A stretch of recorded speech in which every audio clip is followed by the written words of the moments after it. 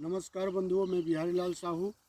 आप देखेंगे कि ये गेहूं है पूर्ण रूप से स्वस्थ है, लेकिन कहीं कहीं इक्का दुक्का अभी तो यहाँ देखने को नहीं मिला। लेकिन मैंने पूरा इस खेत में घूमने के बाद 4 जगह पे इस प्रकार का आपको ये सूखा हुआ दिखाई देगा। और ये पूरे खेत में नहीं दिखा, मतलब ये 4 ही मिले मेरे को पूरा घूमने के बाद। क्योंकि एक शिकायत आई थी हमारे पास कि इस प्रकार की गेहूँ बालियाँ सूख रही हैं दूसरे गांव में। तो उस चक्कर में मैं भी अपने खेत में घूमने के लिए आया हूँ। लेकिन हमने ये देखा कि इसका मुख्य कारण सूखने का ये है कि आप देखेंगे ये गेहूँ है, लेकिन गेहूँ के जो ये गठान के पास इधर पे एक कीट ने काटा, इसलिए इसने ये सूखा है। लेकिन कहीं कहीं आप देखेंगे कि बाली यहाँ हरा होता है और या इधर सूख जाता है। तो इसका मुख्य कारण ये है कि एक तो हम जो गेहूँ जो लगाते हैं इसका उपचार नहीं करते।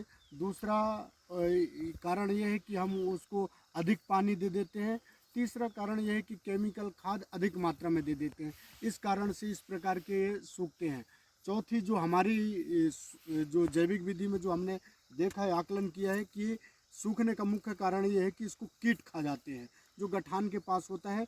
ये अंदर में जो ऐसी कीट होती है जो गठान के पास से काट देता है, इस कारण से सूखा दिखाई देता है बिना पकने से पहले।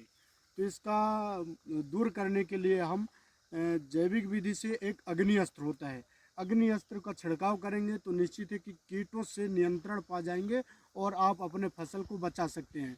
किसानों से हमारा आप यही आग्रह है कि आप अग्नि अस्त्र का प्रयोग करें। आप अग्नि अस्त्र का जैसे आप छिड़काव करेंगे 8 दिन बाद आप दूसरा छिड़काव कर देंगे, उतने में ही आपकी फसल आप बचा सकते हैं इस प्रकार रोग से। बहुत बहुत धन्यवाद।